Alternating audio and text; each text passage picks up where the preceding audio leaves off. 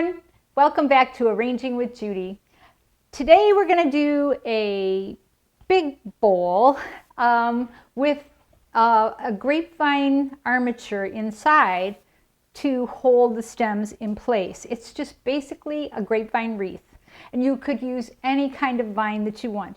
And you could use branches. You could use apple branches that you wound into a circle. You could use wisteria. You could use euonymus. You could use any kind of vine that you want and just make a circle that will help hold these placements in position. So what I'm going to start with, I'm going to just start with like a collar of foliage, and I have this wonderful, I'm pretty sure that this is a wild olive that's out in the field, and I cut it this morning. I just love the silvery bottom of the leaves, but unfortunately when I put it in like this it looks a little droopy, so I think I'm going to put it in so that the green shows. And I want to make sure that these stems are in water, so I'm going to hook them onto this grapevine armature that's inside this bowl. And you know, when you make a circle, you need at least 5 points. So I'm going to need at least 5 placements of this olive around the outside. I really kind of want that a little bit higher. Let's see, as long as it'll still fit in.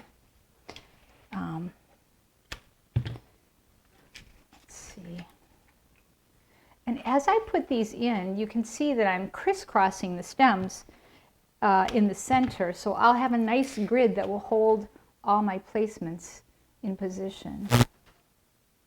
So let's see, I have 4 already, so it looks like this one's going to take 6 placements around the edge.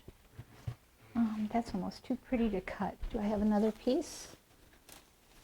So this is just going to be a simple round arrangement, but it's in a nice big pot. So some people, you know, get intimidated by a larger container, and it's the same thing as a small container.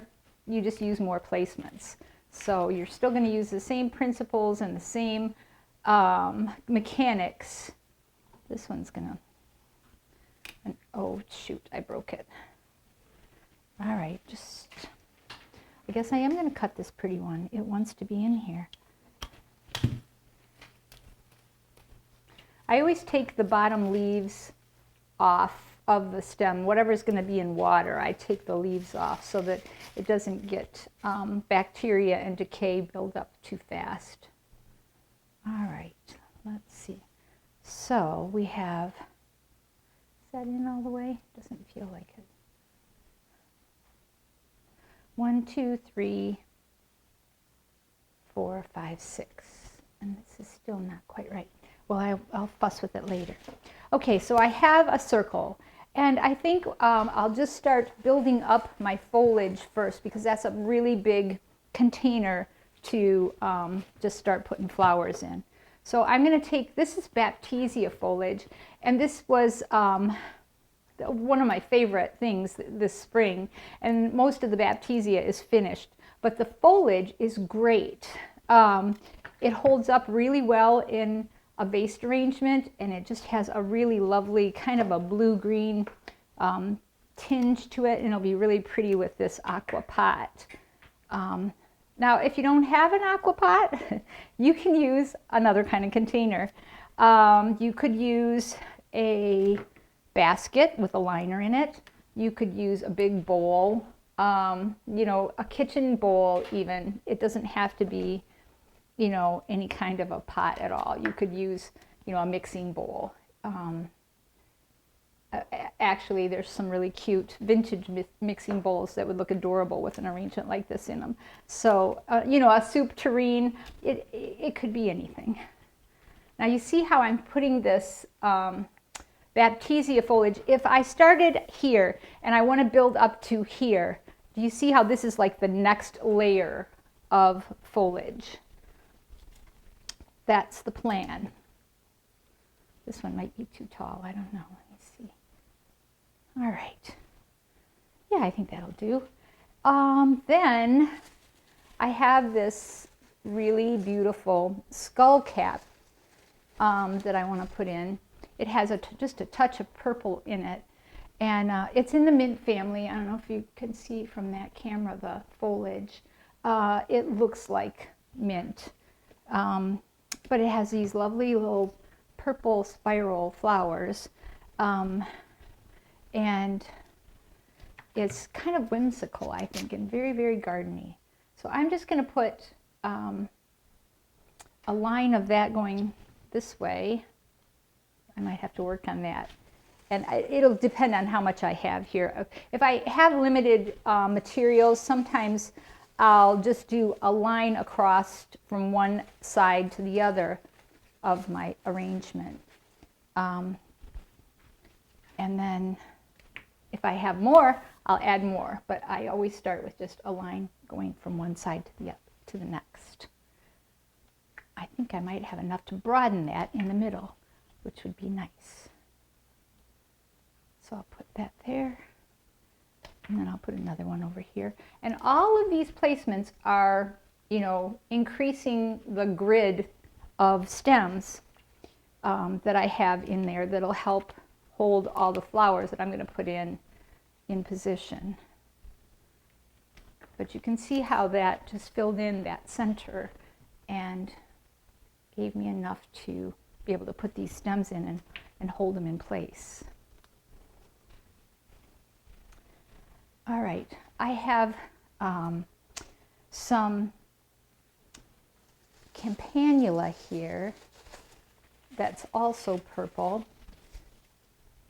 And I have a few peonies, and I'm going to try and, you know, make this work so that the peonies are spaced equally, and so that it doesn't look like I should have more peonies. Because you know what? I hardly even got to work with these peonies this year. The sun came, the heat came, and they were done, and it was so sad. So I just have a few that I just salvaged this morning, and I'm gonna see if I can make those work. I have, let's see, 3, 4, 5, 6 of these. So I might just do like kind of a line around. Like I started out low here. I'm bridging a little higher here, and then I'll be a lower placement over here, and then a little higher over here, you know, so that I can use up those 6 and space them out so that they'll fill in the space that I have. This is just a real simple arrangement. If I wanted to, I could take and cluster, you know, each type of material that I have. But this is going to be such a big mass arrangement that I think that spreading them out is probably better. All right, so then I think I'll add my my lamb's ears next. Lamb's ears is something you could certainly grow in your garden. It's a little bit invasive, but I just cut it all spring, and then the foliage is wonderful all summer long, and it's a good ground cover even once the blooms are done. So you could put it in a pot if you wanted, if you you know, were worried about it taking over your garden. But I find that if it's really easy to dig up, so you know, you can just keep it where you want it and dig up what you don't want. So I think I have enough where I can go like all the way around the outside of this, and then also some in the middle.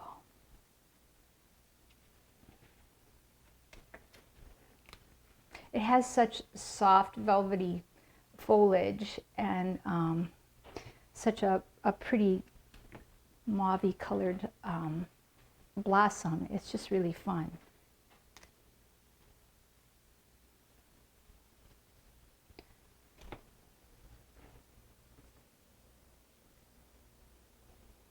So let's see. I'm going to build another layer of those, kind of in between these. But, you know, because I'm going from a large area here to a smaller area, I'll need fewer placements, so I probably won't put 6 in the next placements. Look at the texture on here. It just immediately changes the character of this arrangement.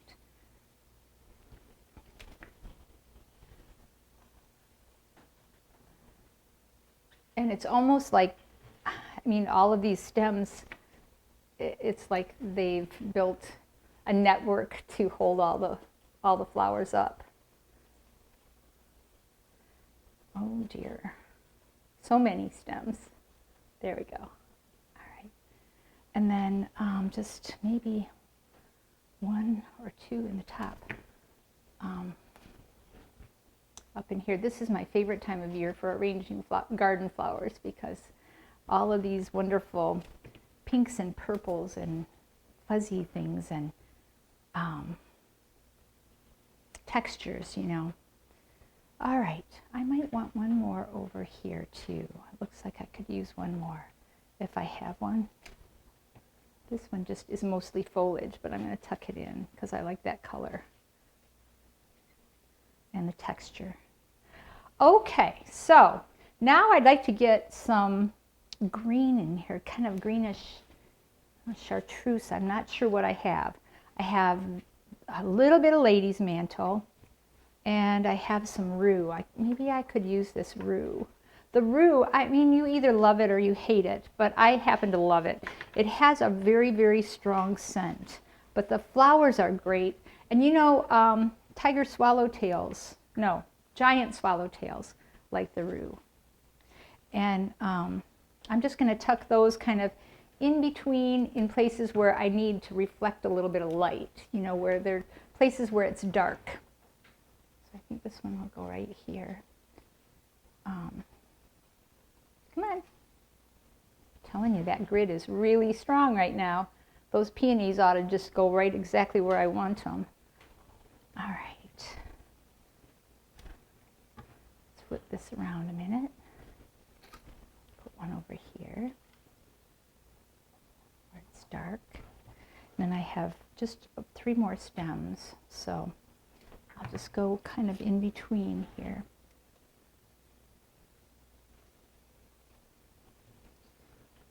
See, so, and this is a pretty large arrangement. Don't be intimidated by the size of the pot, okay? Just take it one step at a time. I usually do, you know, 1 flower type at a time so that I can, you know, kind of keep track of where the color is and, you know, where the texture is and where I need more.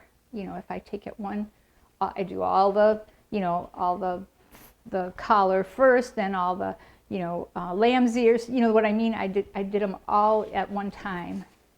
So let's see. I don't know if I even need any more foliage or any texture.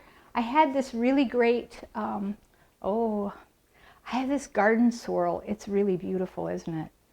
Do you think I should put that in? I think maybe I will. See, everything's blooming. This came out of the herb garden, and it's just, and I kind of stole it away from the birds because the birds really love it when it goes to seed, when it gets dry. I'll have finches just perching on these branches and chowing down on the garden sorrel.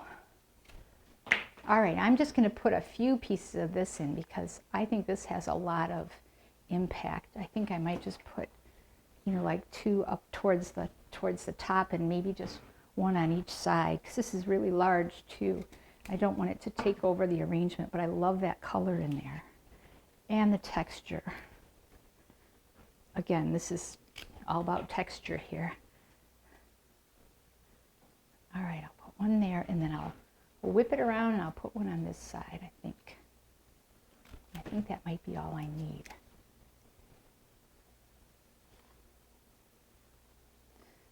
All right, go in. I want that a little shorter. I don't know, I kind of like it projecting out. All right, I think it's time for the peonies. And I only have, as I've been talking, I've noticed that one of them is falling apart. So I have 4 white ones, and I have 2 big stems of pink ones that are all kind of attached. And so And this is all that's left in the garden. So I'm thinking that these are going to have to go, you know, up in the top of this arrangement, like one on each side of the middle. So I'm going to try not to break them. And oh, you guys, I don't know if you ever use peony foliage, but you should. It's really great. It holds up forever. And even after the plant is finished blooming, you can go out and cut peony foliage and use it. I'm kind of nervous about this. Let's see how this will go in.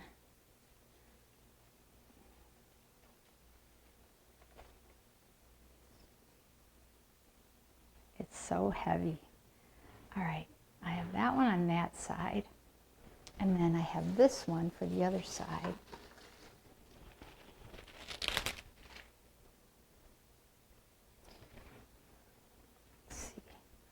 Sometimes I try to decide how tall I need it, and I'll put it on the table right next to my container and see how much I have to cut off before I cut. So I'm always afraid, you know, once you cut, you can't add it back on.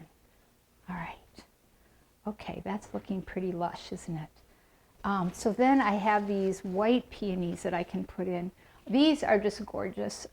These are peonies that I got from my mother-in-law when they moved out of their home and moved into you know, one of those places where you have a townhouse and they have apartments there if you need to move, and then they have nursing facilities. Well, she's still in her townhouse, but she gave me her peonies before she left the farm, and they always remind me of her really lovely garden, and it's just a really cool thing to have plants from someone that you know. So I'm going to put these in. See, this one's just, no, it's done. It's done. But I have these few. So I'm just going to place these three kind of where I have a hole, kind of, because if I had a lot, I would make a total pattern out of it, but I'm just going to put them where I can. Oh, I had 4. I lied. So the other one's going to go on this side. So I'll have like one on kind of each side of the arrangement.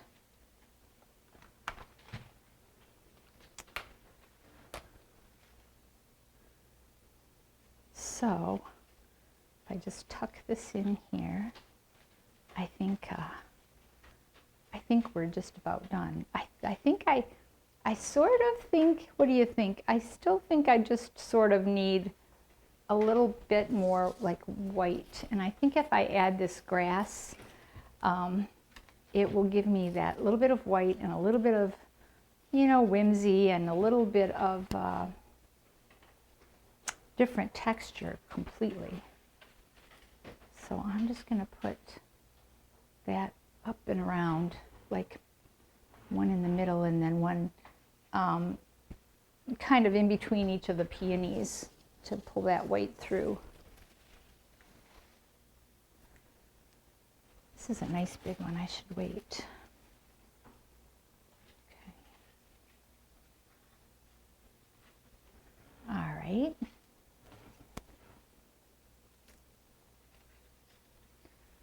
So this is what we're getting, and this all came out of the garden this morning. So, you know, you can make a mass bouquet with whatever you have in the garden, whatever's blooming, even if your peonies are almost done.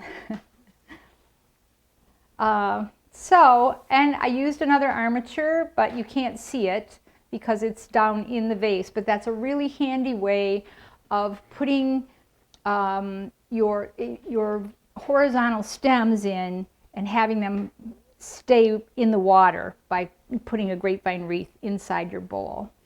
And if you're enjoying these tutorials, If you could like, share, and subscribe, we'll get you more gardening goodness, okay? Thank you so much for watching.